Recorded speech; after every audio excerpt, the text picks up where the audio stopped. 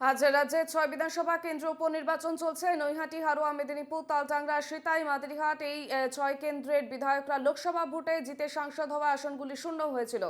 আমরা সরাসরি চলে যাব সিতাইতে, সেখান থেকে রয়েছেন আমাদের প্রতিনিধি অমিত সরকার। কিন্তু তার আগে আমরা যে ছবি দেখাচ্ছি, এবং আজ সকাল ৭টা থেকে ভোট গ্রহণ পর্ব শুরু হয়ে গিয়েছে। ৬ কেন্দ্রের বুথের নিরাপত্তায় মোতায়েন রয়েছে ১০৮ কোম্পানি কেন্দ্রীয় বাহিনী।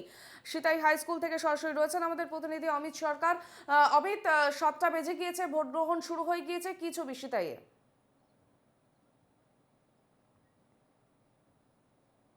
একদমই দেখো, ইতিমধ্যে কিন্তু রাজ্যের বিধানসভায় উপনির্বাচন হচ্ছে, তার মধ্যে সিতাই বিধানসভায় কিন্তু কোচবিহারে রয়েছে। তার যে ভোট প্রক্রিয়া যেটা কিন্তু সেটা কিন্তু ইতিমধ্যে সকাল থেকে শুরু হয়ে গেছে। মূলত তোমার সকালেই যেটা হুম। ৭টার সময় ভোট শুরু হওয়ার কথা, তার আগে কিন্তু ঘন্টাখানিক আগে মক পল করা হয়।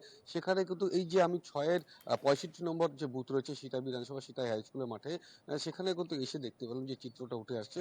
সেখানে কিন্তু পোলিং এজেন্ট আসেনি, তাদের জন্য অপেক্ষা করেছিলেন বারংবার। তারপরেই কিন্তু এখানকার যে প্রিসাইডিং অফিসার আছেন, তিনি কিন্তু মোকপল করেই ফেলেছেন, এবং একে একে কিন্তু ভোট কর্মীরা যারা আছেন তারা কিন্তু এই ভোট কেন্দ্রে কিন্তু এসেছে। ইতিমধ্যে চিত্র দেখানোর চেষ্টা করে দেখতেই পাচ্ছ যে যারা ভোট কর্মীরা আছে তারা কিন্তু একে একে সারিবদ্ধভাবে লাইন দিয়ে দাঁড়িয়ে সেখানে কিন্তু ভোট দেওয়ার জন্য চলে আসছেন, এবং ভোট প্রক্রিয়া যেটা ইতিমধ্যে কিন্তু শুরু হয়ে পড়েছে। হুম। মূলত কোচবিহারের যে সিতাই বিধানসভা রয়েছে, এই সিতাই বিধানসভায় প্রায় ৩০০টির মতন এই ভোট গ্রহণ বুথ রয়েছে, এবং ১৮টি কেন্দ্র বাহিনী কোম্পানি রয়েছেন, এবং তোমার মোট যে ভোটের সংখ্যা রয়েছেন ভোটারের ৩,৫০,৫০০ যে ভোটার রয়েছেন তারা রয়েছেন। ইতিমধ্যে রাজ্য পুলিশ রয়েছে ৯০০ জন। সেই মিলিয়ে কিন্তু ইতিমধ্যে যে ভোট প্রক্রিয়া তা কিন্তু প্রক্রিয়া কিন্তু শুরু হয়ে গেছে সকাল থেকেই। ইতিমধ্যে লাইন দিয়ে দাঁড়িয়ে দাঁড়িয়ে লোক কিন্তু ভোটাররা যারা রয়েছেন তারা কিন্তু এসেছেন এবং লাইন দিয়ে দাঁড়িয়ে আছেন, এবং সকাল থেকে কিন্তু পুরো নিরাপত্তার মধ্যে দিয়ে এই ভোট প্রক্রিয়া শুরু হয়েছে। মূলত সিতাই যে বিধানসভা রয়েছে তা কিন্তু বর্ডার এরিয়া রয়েছে, এখানে ভারত বাংলাদেশ যে বর্ডার, সেই বর্ডার এরিয়াতে কিন্তু এই সিতাই বিধানসভা রয়েছে, এবং ভোট প্রক্রিয়া কিন্তু হুম। নির্বিঘ্ন হয় সেদিকে তাকিয়ে থেকে কেন্দ্রীয় বাহিনী ও রাজ্য পুলিশ দিয়ে কিন্তু বিভিন্ন জায়গায় মোতায়েন করা আছে। ইতিমধ্যে আমি কথা বলার চেষ্টা করবো যারা ভোটার রয়েছেন, তারা এখানে এসেছেন। দাদা, কতটা কি মনে করছেন যে ভোট দিতে আসছেন সকাল সকাল? কোনো সমস্যা হচ্ছে বা কোনো না, না, কোনো সমস্যা নেই। খুব আমি সুস্থ পর্যন্ত আছি। কোনো সমস্যা নেই আমার আমার সিটিতে। এটা কত নম্বর বুথ আপনাদের? ৬৫ নম্বর মানে ৬৫ নম্বর বুথ। এমনি রাস্তায় কোনো সমস্যা বা না, না, কোনো সমস্যা নাই। আমার সিটেই কোনো সমস্যা নেই। কিন্তু খুব পরিপূর্ণভাবে ভোট হয়। কোনো এই সমস্যা কেন্দ্র নেই। বাহিনী রয়েছে? কেন্দ্রীয় বাহিনী খুব ভালো আছে, কোনো সমস্যা নেই। এতে সবাই ভালো আছে। আমার কোনো সমস্যা না আছে। বাড়ি থেকে আসলাম, কোনো সমস্যা না আমার সিটিতে। মানে নির্বিঘ্নে ভোট প্রক্রিয়া হ্যাঁ, শুরু সুস্থ হয়েছে। মাথায় ভোট চলছে। ভোট শুরু হইলো, কোনো সমস্যা নেই। একদমই দেখো, শান্তিপূর্ণ ভাবে কিন্তু তারা কিন্তু ভোট হুম। প্রক্রিয়াতে এসেছেন এবং ভোট দিচ্ছেন, কোনো সমস্যাই হচ্ছে না রাস্তায়, এবং কেন্দ্রীয় বাহিনী মোতায়েন রয়েছে, তাদের নিরাপত্তার মধ্যে দিয়ে কিন্তু এই ভোট প্রক্রিয়া শুরু করেন। ইতিমধ্যে কিন্তু যা অনেক রয়েছেন ভোট শুরু হয়ে গেছেন, ভোট দিয়ে কিন্তু তারা নিরিখে বেরিয়ে এসছেন, এবং বেশ, আমি তুমি তারা আমাদের যাচ্ছেন সঙ্গে থাকো, আমরা সার্বিক একটু চোখ ভাবে রাখবো কিন্তু শান্তিপূর্ণ। মাদারিহাটে, সেখানেও উপনির্বাচনের লড়াই চলছে, এবং আমরা সরাসরি চলে যাব, সেখান থেকে রয়েছেন আমাদের প্রতিনিধি সুদীপ ব্যানার্জি। সুদীপ, ভোট গ্রহণ পর্ব শুরু হয়ে গিয়েছে, কি ছবি? দেখো দীপর্ণা, আলিপুরদুয়ারের মাদারিহাটের এই মুহূর্তে আমরা রয়েছি হচ্ছে 14/163 বীরপাড়া টিজি প্রাইমারি স্কুল, কিন্তু আমরা দাঁড়িয়ে রয়েছি।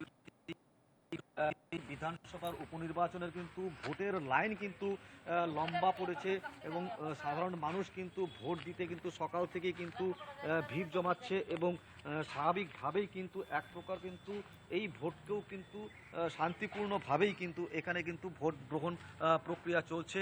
এখানে কেন্দ্রীয় বাহিনী থেকে শুরু করে পুলিশ সমস্ত কিছুই কিন্তু রয়েছে। স্বাভাবিকভাবেই আলিপুরদুয়ারের এই মাদারিহাট বিধানসভা উপনির্বাচনকে কেন্দ্র করে যথেষ্টই কিন্তু একটি পরিস্থিতি রয়েছে এই মুহূর্তে বীরপাড়া টিজি প্রাইমারি স্কুল। বেশ, একেবারেই সুদীপ, আমরা সেই ছবি দেখতে পাচ্ছি, এবং আজ ১০৮ কোম্পানি কেন্দ্রীয় বাহিনী মোতায়েন থাকবে এই গোটা উপনির্বাচনকে কেন্দ্র করে, এবং বুথের বাইরে চলছে রাজ্য পুলিশের টহলদারি। সকাল ৭টা থেকে ভোট পর্ব শুরু হয়ে গিয়েছে। নৈহাটি, হারোয়া, মেদিনীপুর, তালডাংরা, সিতাই, মাদারিহাট এই ৬ কেন্দ্রের বিধায়করা লোকসভা ভোটে জিতে সাংসদ হওয়ায় আসনগুলি শূন্য ছিল এবং সকাল 7টা থেকে ভোট গ্রহণ পর্ব শুরু হয়ে গিয়েছে। 6 কেন্দ্রের বুথের নিরাপত্তায় মোতায়েন রয়েছে 108 কোম্পানি কেন্দ্র বাহিনী। বুথের বাইরে থাকছে রাজ্য পুলিশও।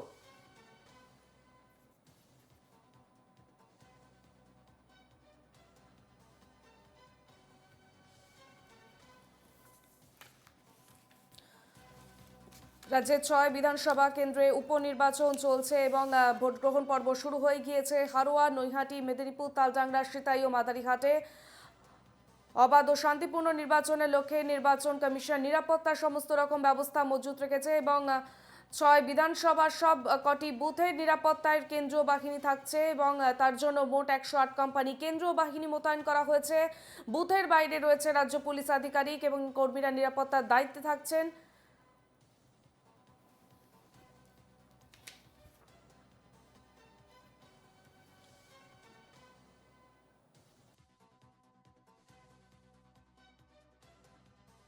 অন্যদিকে আমরা নৈহাটিতে চোখ রাখবো, সেখান থেকে রয়েছেন আমাদের প্রতিনিধি রক্তিমা দাস।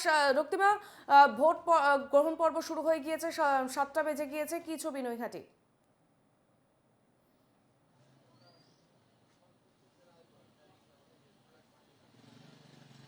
দেখা একদমই ভোট শুরু হয়ে গিয়েছে এবং তুমি জানো যে একেবারে আগের নির্বাচনগুলোর মতো এখনকার যে উপনির্বাচন সেক্ষেত্রেও কিন্তু একেবারে কঠোর নিরাপত্তার ব্যবস্থা রাখা হয়েছে।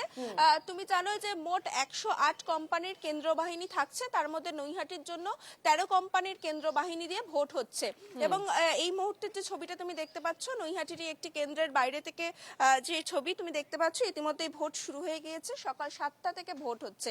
দেখো আজকে যে 6টি কেন্দ্রে মোট ভোট রয়েছে তার মধ্যে নৈহাটি কেন্দ্রটি গুরুত্বপূর্ণ এই কারণেই, কারণ তুমি জানো যে এর আগে যে 6টি কেন্দ্র রয়েছে এই 6টি কেন্দ্রের মধ্যে কিন্তু 5টি তৃণমূলের দখলে ছিল, একটি কেন্দ্র মাদারিহাট যা বিজেপির দখলে ছিল। দেখো এখন সেটাই দেখার বিষয় যে এইবার এই 6টি কেন্দ্রের ক্ষেত্রে কি ফলাফল হয়।